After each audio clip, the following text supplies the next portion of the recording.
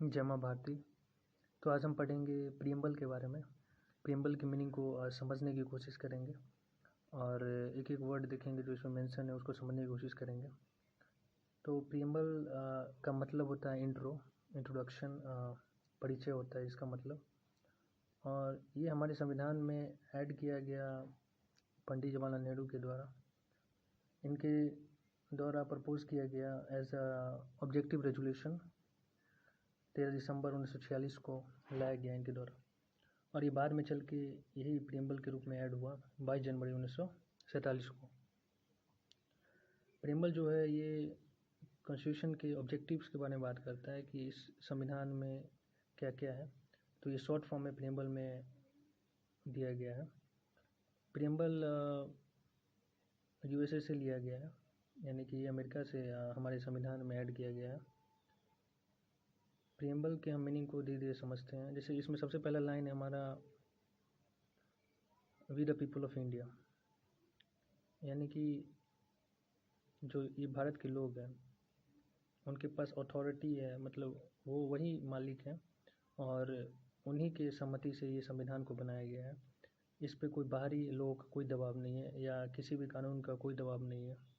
मतलब जो ऑनर है इस संविधान के या जो अथॉरिटी हैं वो ये भारतीय लोग ही हैं।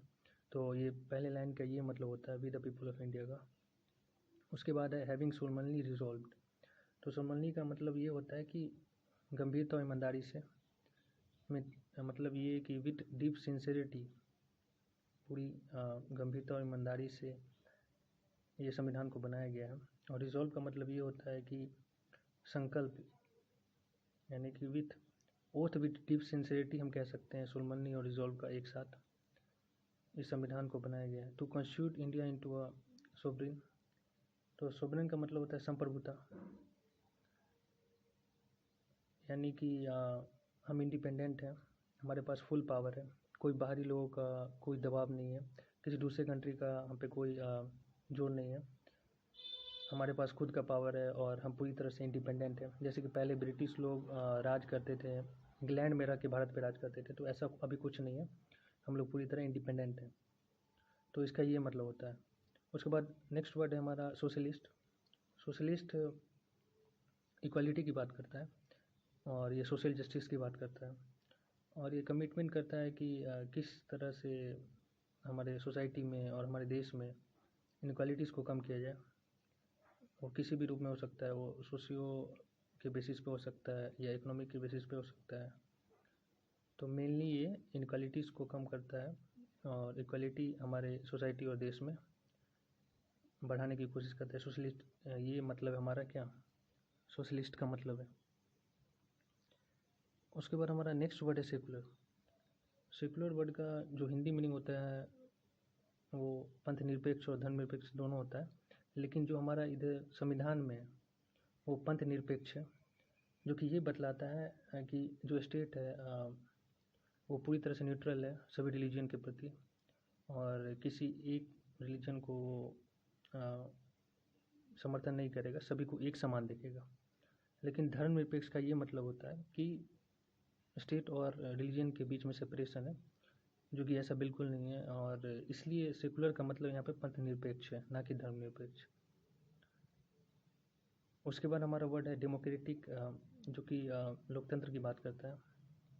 हम लोकतंत्र देश हैं और यहाँ पे लोगों का राज है, मतलब जो लोग हैं उनको फुल पावर दिया गया कि वो अपने अनुसार किसी व्यक्ति को चुन सके और उनको पूरा राइट्स मिले।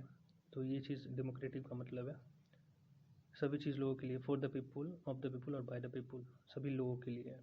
तो यहाँ पे लोगों को ऑनर कह सकते हैं, ये डेमोक्रेटिक कंट्री में माना गया है। उसके बाद नेक्स्ट वर्ड है हमारा रिपब्लिक। रिपब्लिक का मतलब होता है गणतंत्र, यानी कि इलेक्शन, अपने अनुसार किसी व्यक्ति को चुनना, ये चीज़ रिपब्लिक का मतलब होता है। And to secure to all citizens justice social, economic and political. मतलब जस्टिस सोशल के बेसिस पे, इकोनॉमिक के बेसिस पे, पॉलिटिकल के बेसिस पे। तो ये जो जस्टिस वर्ड है ये हमारा आया है रशियन रिवोल्यूशन से, जो कि 1917 में हुआ है। और justice, social, economic and political, ये वहीं से आया है, हमारे संविधान में ऐड किया गया, प्रीएम्बल में ऐड किया गया। उसके बाद नेक्स्ट लाइन है हमारा liberty of thought, expression, believe, faith and worship. तो ये पूरी तरह से हमें फ्रीडम देता है कि हम सोच सकें, एक्सप्रेस कर सकें, वर्शिप कर सकें, पूजा कर सकें। तो ये चीज़ हमें बतलाता है। उसके बाद नेक्स्ट वर्ड है हमारा equality of status and of opportunity and to promote among them all.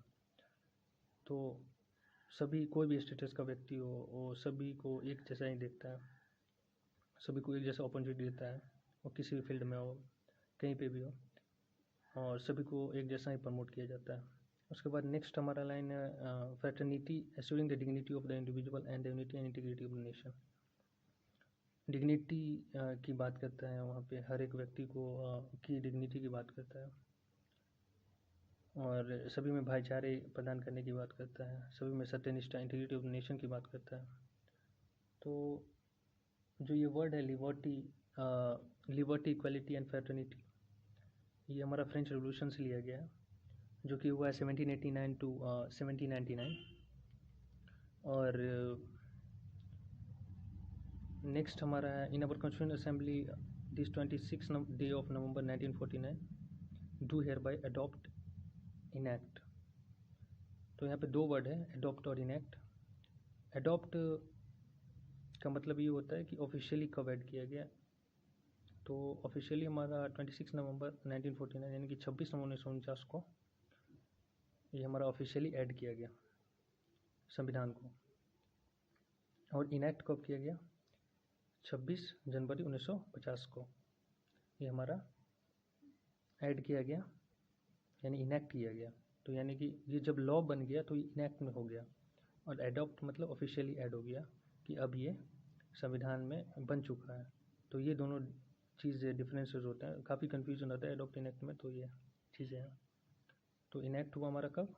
26 जनवरी 1950 को, और एडॉप्ट कब हुआ हमारा? 26 नवंबर 1949 को। And give to ourselves this constitution, और फाइनली हमारा संविधान 2 साल 11 महीना 18 दिन में बन के तैयार हुआ है। और जो प्रीएम्बल है, अकॉर्डिंग टू सुप्रीम कोर्ट, हम इसके बेसिक स्ट्रक्चर्स को नहीं बदल सकते हैं।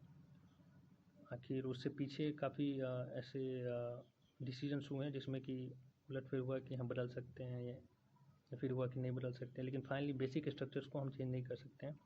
जो हमारा रॉ प्रीएम्बल है उसमें हमारा सोशलिस्ट, सेकुलर और इंटीग्रिटी वर्ड नहीं था पहले, लेकिन बाद में ये ऐड किया गया हमारा संविधान में 42nd अमेंडमेंट के तहत 1976 में ये ऐड किया गया ये वर्ड। कौन कौन सा? सोशलिस्ट, सेकुलर और इंटीग्रिटी। 42वें संविधान संशोधन के थ्रू हमारा 1976 में ये ऐड किया गया। तो ये था हमारा ऑल अबाउट प्रीएम्बल, एक एक वर्ड पूरी अच्छी तरीके से। धन्यवाद।